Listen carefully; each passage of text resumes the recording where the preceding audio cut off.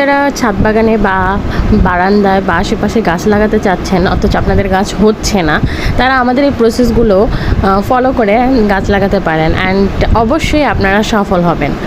আর যারা যারা আরও ভিডিও দেখতে চান ছাদ বাগানের বা আমাদের বিভিন্ন ফসলের আরও ভিডিও দেখতে চান, তারা অবশ্যই আমার পেজটি ফলো করে রাখবেন। নেক্সট ভিডিওতে এগুলো সব কিছু দেখানো হবে।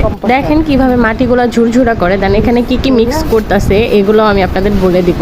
এখানে জাস্ট কম্পোস্ট সারগুলো মিক্স করতেছে, কম্পোস্ট সারের সাথে কিছু বালুও মিক্স করতেছে যাতে গাছগুলো পরিপূর্ণভাবে হয়। এই কম্পোস্ট সার বালু এগুলো না দিলে গাছগুলো পরিপূর্ণভাবে হবে না।